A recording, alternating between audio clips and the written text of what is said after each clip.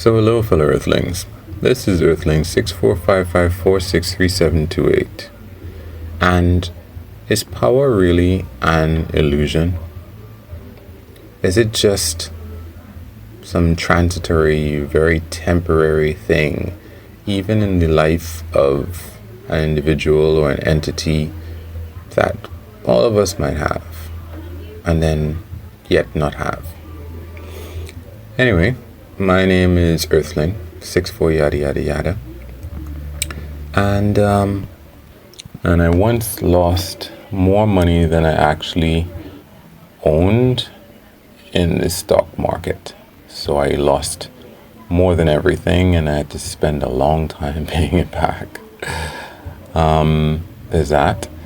I also had a newspaper for a short time that I did everything for, and that didn't really work out. I was also in a car accident where I lost control of the car, and it spun from one side of the highway straight across to the other side and off of the road. Luckily we didn't flip over or anything, but it was kind of scary. I also have a computer science degree. I also have an MBA. I was in the military for a minute or so. I think I've had pneumonia twice. Like, I was coughing horribly. At least the second time I figured it out, not the doctor, and I was able to go to another doctor and get some antibiotics, which cleared it all up really quickly. And I got a scholarship to help me get those degrees. So that's me. So is power an illusion? Now, the reason why I ask this is because, if you've seen Jack Sparrow, it's the idea that, these captains used to be not just captains, CEOs of companies, presidents of countries, dictators. You see these people and you think, oh, wow, he's the absolute dictator of this place. Everybody's scared of him, and this is completely, he has utter power. But one of the problems with being a dictator, or the captain of a ship, or the CEO, or any one of these people, Elon Musk for example, is that in the case of Elon Musk, you can come back from a vacation where you're the CEO to find out that the board of directors have thrown you out of the company. And in his case, he didn't try to fight it or anything like that. But you can come back to your kingdom and find out that you're not the king anymore. Or if you are an emperor or Caesar, you can find in one day a whole bunch of people just come up to you and stab you to death. And the fact of the matter is, unfortunately, is that is especially likely to happen to you, as opposed to any of the people who are stabbing you. It's probably kind of a little bit more difficult for them to do that. So here it is. You are the king, right? You're the emperor. You're supposed to be able to tell them, hey, stop stabbing me, and they'll stop. Or, hey, don't poison me, and they won't. But as in, I think it's CGP Grey, right? As he demonstrated in his video on rules for rulers, rulers have to give the people what they want. And not the real people, not the people at the bottom. No, they have to give the rulers of the people who provide them with power, provide him with power. He has to give the people that support him what they want. Because in some instances, he does have the power. Caesar was very popular amongst the ordinary people. But the ordinary people, even if you are popular amongst them, they're not there to protect you. from the people closer to you who don't like you.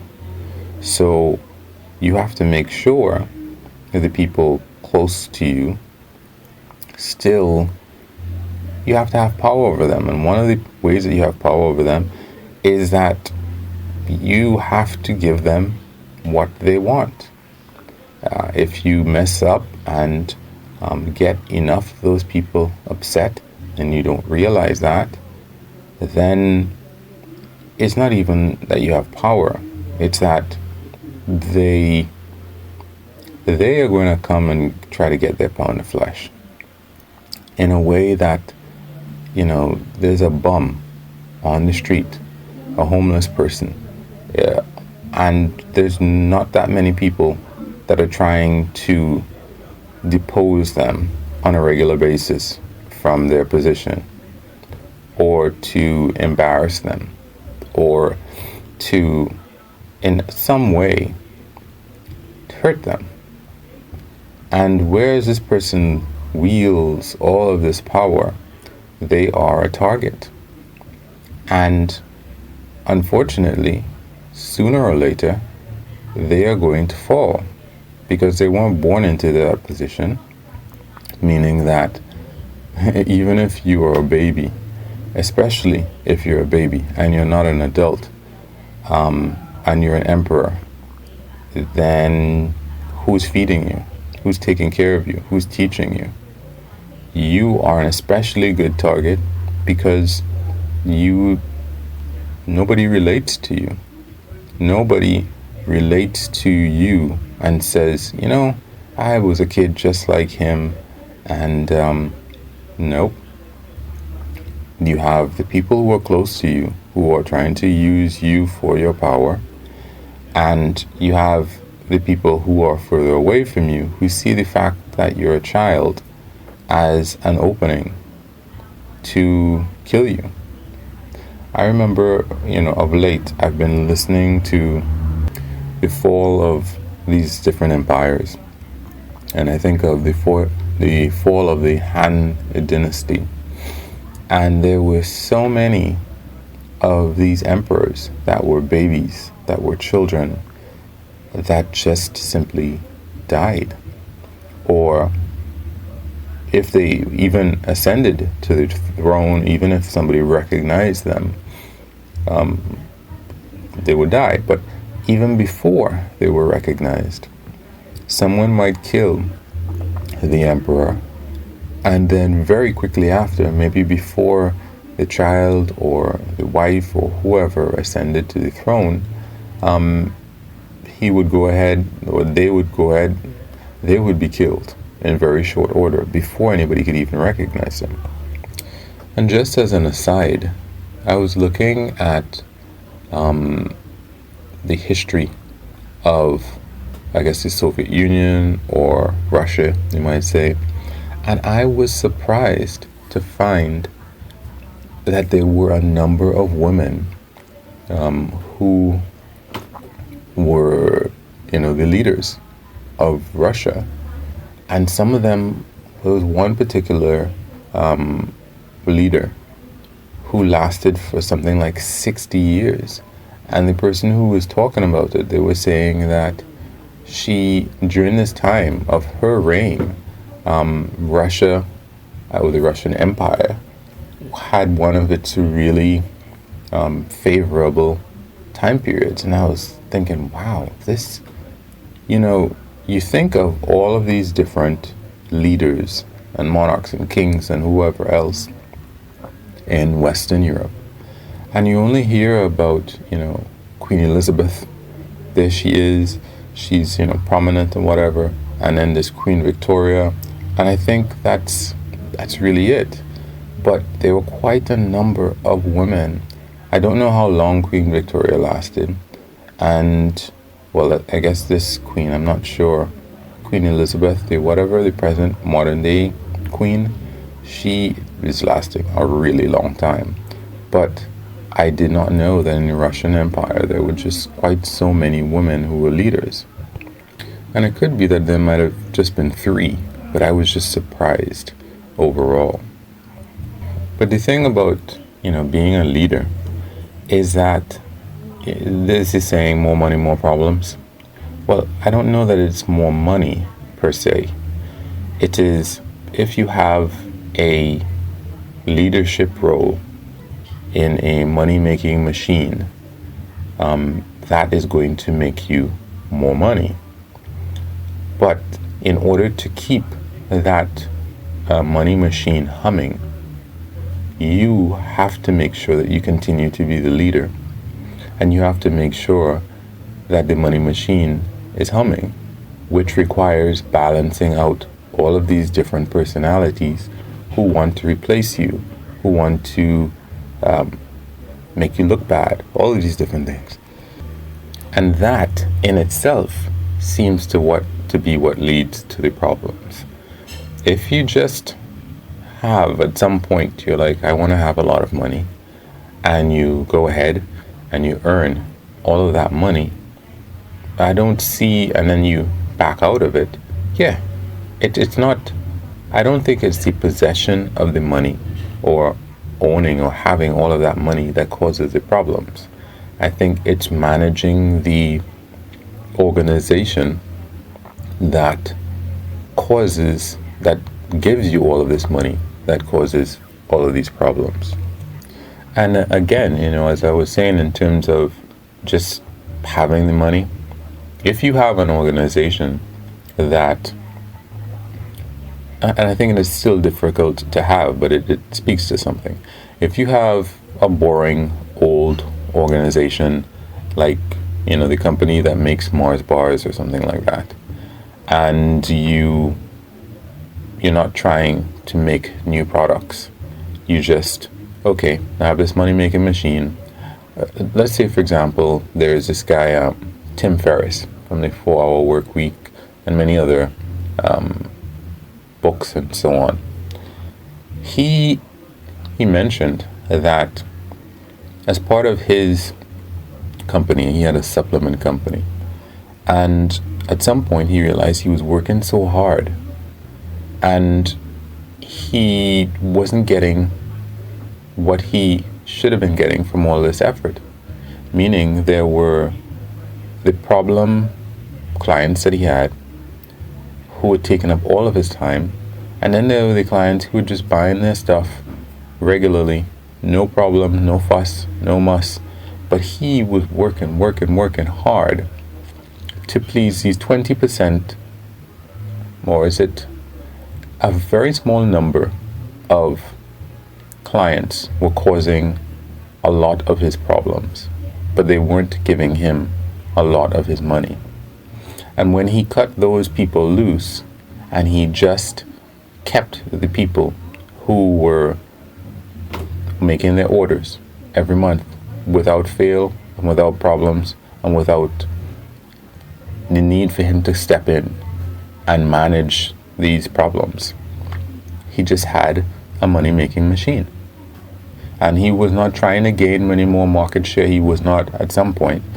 And that was it. He just had a system that was putting money in his pocket. And sooner or later, I suppose, some clients their businesses might fail or whatever. And I guess the amount of money that one could make,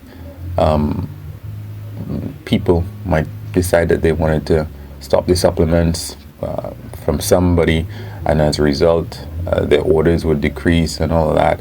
But he had a business that was providing him with an income, and he didn't have to worry about it because he was not trying to get more and more and more and more and more.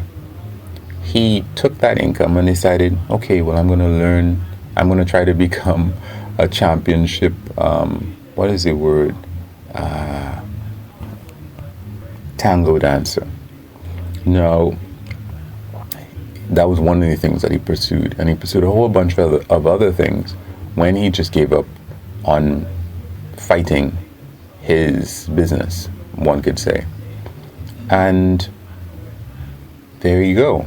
But if he had been the type of person who wanted more money, that's where the fight comes in, where you want to increase, to double, to triple, to quadruple your business, that is where the fight is going to come in. So, in trying to make more money, then if you're just saving the money, you're still getting more money, because every day you have more and more, because you are making more than you're actually spending. But anyway, my point is that even an elephant can get a disease from a very tiny microorganism and die. And an elephant is the biggest animal out there on the African plains. And even the biggest animal out there on the African plains, it wasn't always the biggest. It was, a baby elephant at some point. And it probably is going to do a lot better in a group of elephants. And you're only going to be in that group of elephants if they tolerate you, if they're okay with you being there. So you still have to please somebody. Even if by please we mean you're in a codependent situation where, you are barking an order to this person who gets some kind of satisfaction from actually doing what you say.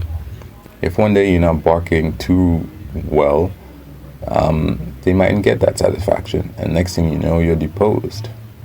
And then you do depend on them, because you need them to continue to be alive and exist.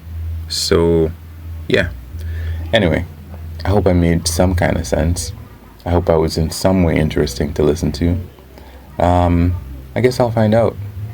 Anyway, feel free to like or share or subscribe or unlike or any of those different things, the same way you would want somebody else to do if this were your piece. Have a good one. Peace.